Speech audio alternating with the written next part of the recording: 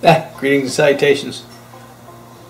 For those of you that have subscribed to this channel for a period of time, you may recognize this pistol. This is the Diamondback DB9, and it is the smallest 9mm handgun produced that I know of. It's even smaller than the G42, which is a 380 pistol. But I've been carrying this now for about 3 years. I think about 3 years. It feels like forever. And it's got a lot of rounds through it, and it still functions good. I'll put a link up here at the information icon up there. If you want to click on that, you can watch the playlist on this particular pistol. This is a really convenient pistol to carry because it's really small, it's easy to conceal. I've carried it either inside the waistband, especially now that I've lost about 15 pounds, and I actually get it inside the waistband. This thing just melts away and just disappears. I forget it's even there. But I'll use one of my inside the waistband hybrid holsters, but I also have a Kydex trigger guard holster that has a lanyard and a belt loop to it. I can pocket carry this. The trigger is protected by the holster, and I extract it out of my pocket and just rip the holster away, and I'm in the fight.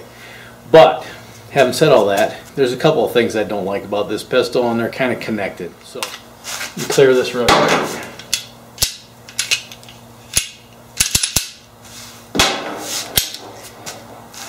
First thing I don't like about this thing is there's no slide lock. Oh, damn, that hurts. My arm's still broken, hurts. There's no way to lock the slide back, and because of that, there's no last round hold open. So you got 6 and 1 in the pipe. After the 7th pew, gun cycles just like it would normally, and then you end up with a empty chamber. You got to drop the mag, reload, and then cycle the slide again to get around in the chamber, which adds a little bit of time. If you ever, God forbid, in a firefight, it adds a little bit of time to your reloads. It's not a deal breaker. I still love to carry this just because it's small and it's convenient, and when I am carrying it, like I said, I forget 9 times out of 10 I forget it's even there. But I've been looking into a little more capacity and something with a little more substance and a few more features, and about the same time I got that Diamondback, I got the G2 PT111 Taurus. It has a manual safety. I mean, it does everything you want it to do. Trigger's garbage, I'll give you that, but it's a $200 gun. What do you expect? It's like a Chevy truck, man. It just goes and goes and goes, and I've got a couple thousand rounds through this, but it's a double stack pistol, and it's a little bit thick, and it's 9mm. Not that that's a bad thing. You know, there's no replacement for displacement, as the old saying goes. So about the same time I got that pistol, I bought the Car CT45. Now this is a full-size gun, but it's thin.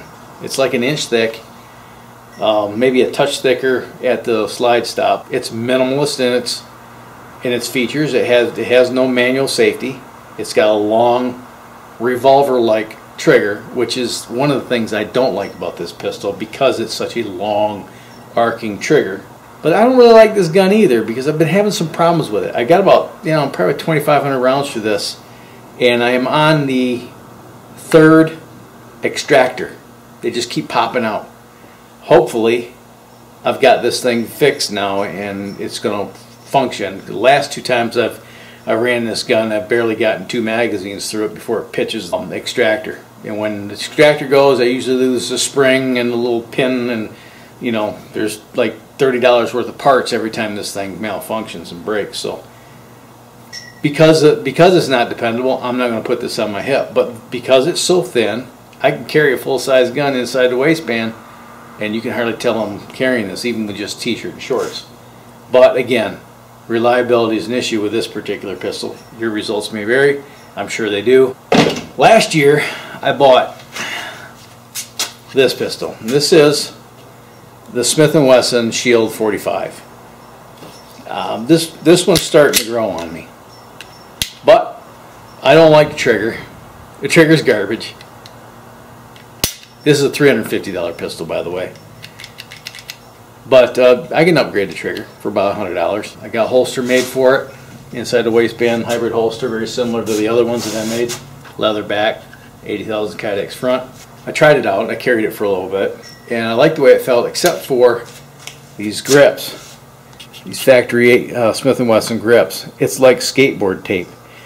Well, that's really great for getting a good purchase on it with your hand, but you put that up against your soft white underbelly and it'll rub you raw. I just been carrying this today when I went to the range, and my skin is abraded. It is sore. I don't know if it's going to show up on camera, but you see that red spot right there? That's from this. And what all three of these pistols have in common is the very aggressive stippling on the grips. And I noticed that when I tried carrying this for a day, and I went online, I went on eBay actually, and I got some of these traction grips. These are rubberized grips. It still allows you to get a good purchase on the pistol. Kind of grippy, but it gets rid of that, you know, skateboard tape finish. Same thing with the Taurus, which has very aggressive stippling on the grip, and I got the traction grips for that too. Well, I decided that I'd go ahead and go get some traction grips for this. So I went on to eBay, 12 bucks, shipped. I'm going to put those on and then carry it for a bit and see how it feels. And I think the next thing I'm going to do is I'm going to replace the sights. Well, why, Rick? Why would you want to replace the factory sights? Well, there's a very good reason. A couple videos ago I shared with you that I broke my radial head in my arm on my skateboard. Information, wouldn't know if you want to watch that video. You know, I'm doing much better, thank you. I'm healing very quickly. As you can see, I never did get a cast, and that's a subject for another video. I can do this now with very little discomfort, but a week ago I couldn't. And I was making up some loads for some 45 target loads, and I wanted to go out to the range to test them, and I couldn't rack the slide. If, God forbid, you ever do get in a gunfight and you get injured, whether it's your offhand or your strong hand, you got to be able to reload your gun one-handed, right? If you want to stay in the fight, you got to be able to reload your gun with one hand, which usually means you need to put the rear sights against your belt or some clothing or a seam and rack the slide, you know, with one hand. You know, put the magazine in and rack the slide. Well, if you look at those sights, they're ramped, which is really good for not snagging on anything, you know, when you're taking it out. It's not very good for providing a ledge to get on your belt or on a piece of clothing to rack the slide. You can do it, but it's not very intuitive, and it's very, you got to apply a lot of pressure.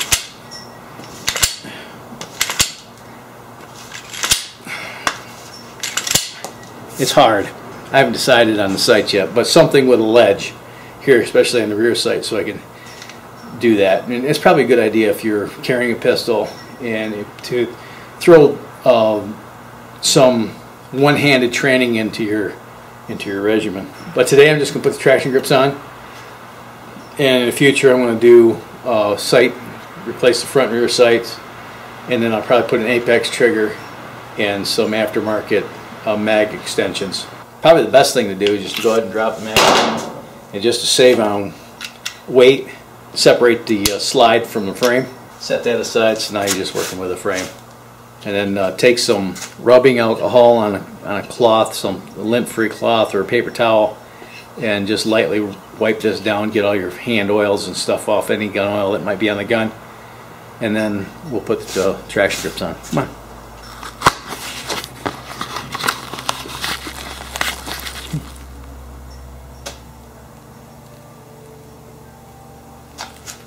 You'll see this folds around and interlocks at the back strap.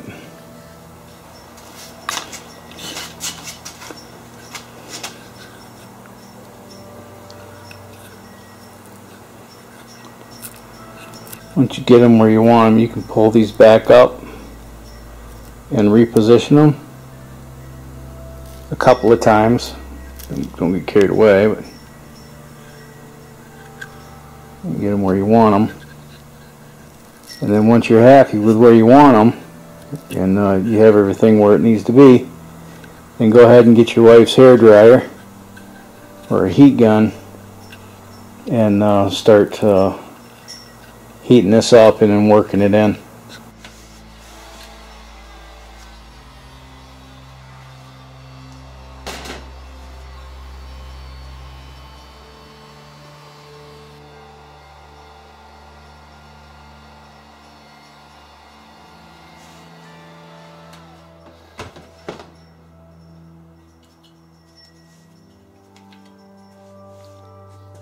We'll see how this holds up over time on the back here.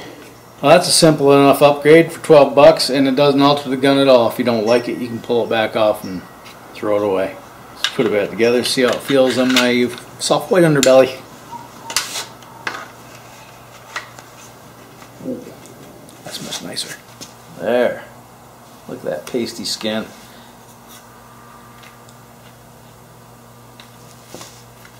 Not so bad.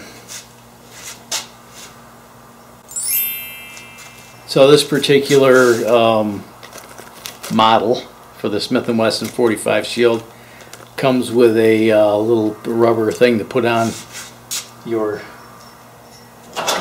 7-round magazine. This has the same aggressive stippling that's on the frame, and that would wrap around the base plate.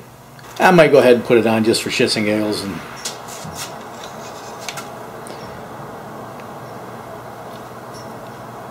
this is 12 bucks. Costs more than that for a box of 50, right?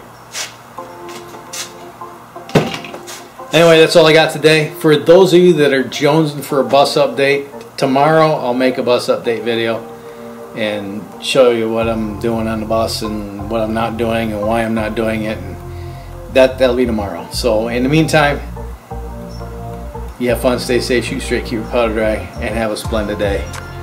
Bye now.